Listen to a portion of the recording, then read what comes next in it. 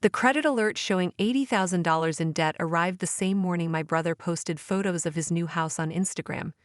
While I was eating ramen in my studio apartment, calculating if I could afford both electricity and groceries this month, my family had apparently decided my credit score was a small price to pay for keeping my brother housed in style.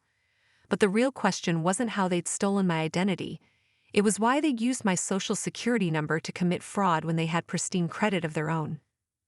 My name is Marcus Thompson, and discovering my family had financially destroyed me for the family legacy taught me that sometimes the people who share your blood are the ones most willing to spill it. I'd always been the responsible one. While my older brother Derrick partied through college on our parents' dime, I worked 2 jobs to pay my own tuition. While he crashed 3 cars before turning 25, I drove the same beat-up Honda for 8 years. While he hopped between failed business ventures funded by family loans, I steadily built my career as a software developer. Marcus is so independent, Mom would brag to her church friends, never asks for anything. That independence apparently included having my identity stolen without my knowledge. The credit alert came from my bank's monitoring service. New account opened, mortgage, $350,000. I nearly choked on my coffee. There had to be a mistake. I lived in a $900/month studio. I had $3,000 in savings. Who would give me a $350,000 mortgage? I called the bank immediately. After 2 hours of holds and transfers, an uncomfortable representative confirmed the worst. A mortgage had been taken out in my name 6 months ago. The address? 4827 Willow Creek Drive, a suburban paradise 40 minutes from my cramped apartment. My hands shook as I pulled up Derrick's Instagram. There it was, hosted 6 months ago, blessed to be a homeowner. Thanks to everyone who made this dream possible. #newhouse, #blessed, #family first. The comments were full of congratulations. Mom, so proud of you, baby. Dad, a man needs his castle. Various relatives praising his success, his growth, his responsibility. His responsibility with my credit. I drove to Willow Creek Drive in a daze. The house was beautiful, 2 stories, attached garage, manicured lawn. The American dream built on my stolen identity. Derrick's BMW sat in the driveway next to his girlfriend's Mercedes. I rang the doorbell with a hand that wouldn't stop trembling. Derrick answered in designer sweatpants, looking confused. Marcus, what are you doing here? You bought a house. Yeah, man, come in, check it out. Just got the theater room finished. You bought a house in my name. His face went through several expressions, confusion, realization, then a practiced casualness that made my blood boil. Oh, that. Yeah, Mom and Dad said you were cool with it. Cool with it? Cool with identity theft. Cool with $80,000 in debt I didn't authorize. It's not debt, bro. It's an investment, for the family. I pushed past him into the house. It was even nicer inside, granite countertops, hardwood floors, expensive furniture. All of it bought with credit that belonged to me but benefited him. Derrick, this is fraud. This is a federal crime. He laughed. Actually laughed. Come on, don't be dramatic. It's family. We help each other out. Help? You destroyed my credit. I can't get an apartment, a car loan, nothing. Your credit was just sitting there unused, he said, like my financial reputation was a Netflix password. Mine was a little dinged from that business thing. Mom and Dad thought, the pieces clicked. They knew about this. His silence was answer enough. I left without another word and drove straight to my parents' house. They were having Sunday dinner, of course. The whole extended family gathered around the table like nothing was wrong. Like they hadn't conspired to ruin my life. Marcus, Mom smiled. We weren't expecting you. Grab a plate. When were you going to tell me? I interrupted. The table went quiet. Mom's smile faltered. Tell you what, baby? I pulled out my phone, showing the mortgage statement. About the house you bought, Derrick, with my identity. Aunt Sheila gasped. Uncle Robert muttered something about family business. But Mom and Dad, they just looked annoyed at the interruption. Sit down, Dad commanded. We'll discuss this after dinner. We'll discuss it now. You stole my identity. You committed fraud.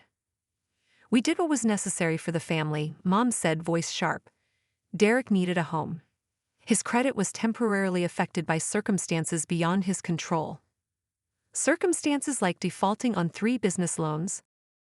And you had perfect credit just sitting there, unused, wasted. Wasted? I couldn't believe what I was hearing. My credit score isn't a family resource. Everything in this family is a resource, Dad stood, his presence still intimidating even though I had 6 inches on him. We help each other, we support each other. That's what families do. By stealing from each other. By sharing opportunities. You're single, no kids, living in that tiny apartment. Derrick has Vanessa, they're planning a family. They needed this more. Then they should have earned it, built their own credit, not stolen mine. Stolen is a harsh word, Uncle Robert chimed in. Think of it as borrowing. Borrowing requires permission. I looked around the table at faces that ranged from uncomfortable to defiant. How many of you knew? The silence told me everything. They'd all known. Every family gathering, every Sunday dinner, they'd sat across from me knowing they'd stolen my future. I'm calling the police, I said quietly. Mom's mask finally cracked. You wouldn't dare. We're your family. No. Family doesn't do this. Family doesn't steal. Family doesn't gather around a dinner table to celebrate fraud. I left to a chorus of protests, threats, and pleas. But I was done. 26 years of being the responsible one, the reliable one, the one who never asked for anything, and this was my reward. That night, I filed a police report. The officer who took my statement looked grim. Identity theft is serious, but when it's family, he shook his head. These cases get messy. Messy was an understatement. The next morning, my phone exploded. Calls, texts, voicemails from every branch of the family tree. The messages ranged from pleading to threatening. How could you betray us like this? Think about what you're doing to the family. Derrick could lose everything. We'll pay you back, just drop the charges. I changed my number. The investigation moved faster than I expected. Turns out, when you use someone's social security number to secure a $350,000 mortgage, you leave a paper trail. Mom's signature was on documents as a co-signer. Dad's bank account was used for the down payment. They'd even forged my signature on employment verification forms. But the real shock came when the detective called with additional findings. Mr. Thompson, in reviewing your credit history, we found other accounts.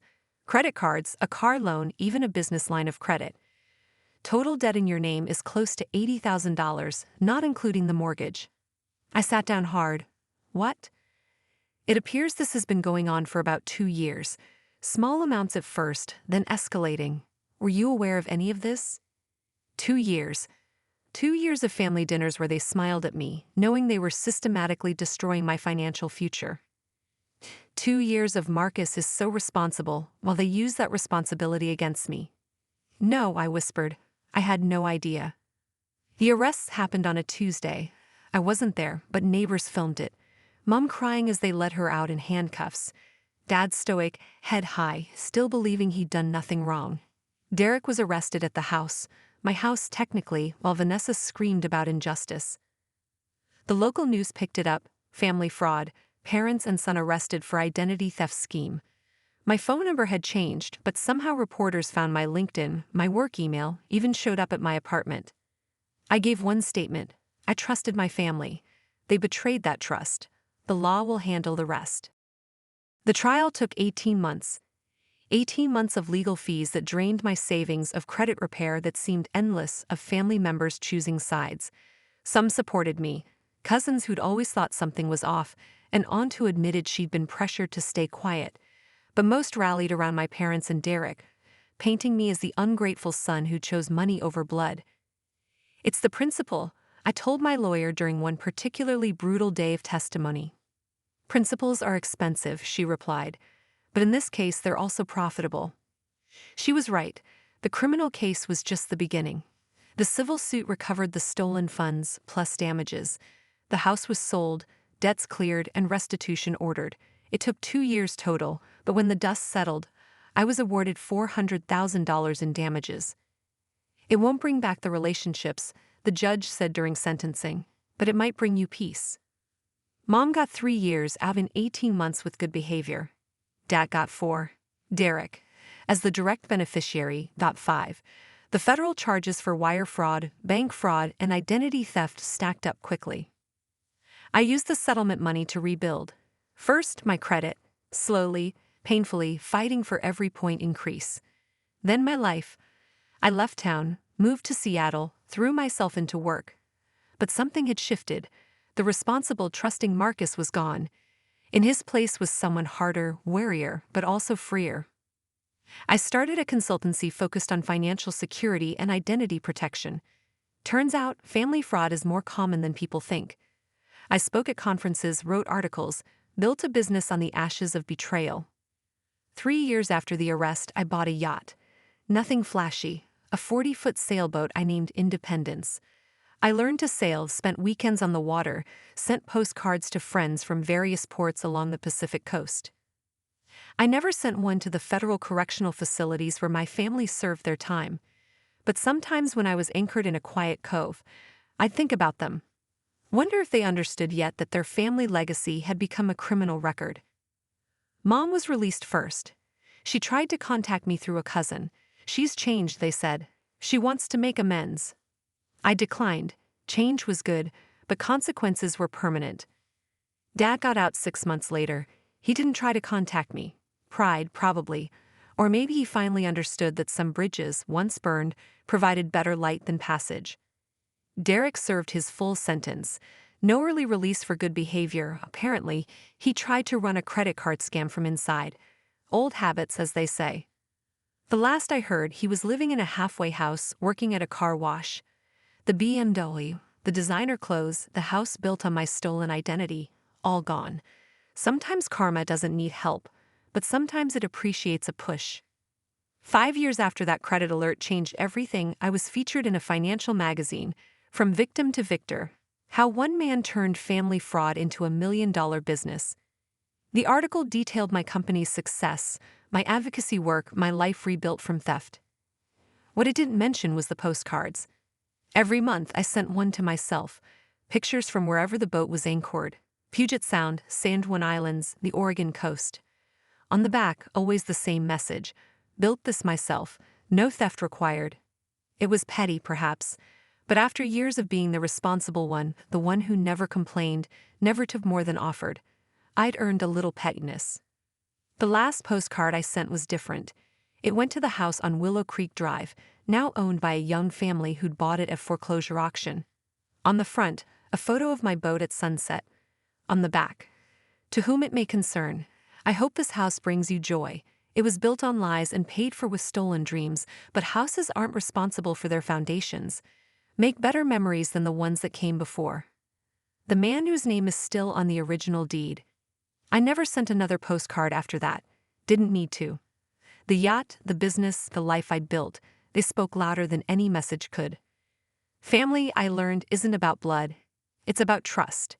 And when that trust is broken, when the people who should protect you instead prey on you, sometimes the only legacy worth preserving is the one you build alone. The water is calm today. I'm anchored near Catalina Island, laptop open, working on a proposal for a new identity protection software. My credit score, once destroyed, now sits at 810. My business account, built honestly, holds more than my family ever stole. But the real wealth? It's the peace of knowing that everything I have, I earned. No theft, no fraud, no betrayal required. Just work, patience, and the kind of integrity my family preached but never practiced. The sun is setting now, painting the sky in shades of vindication. Somewhere, my parents and brother are rebuilding their lives within the constraints of their criminal records. I hope they succeed, not for their sake, but because everyone deserves a second chance, just not with my credit.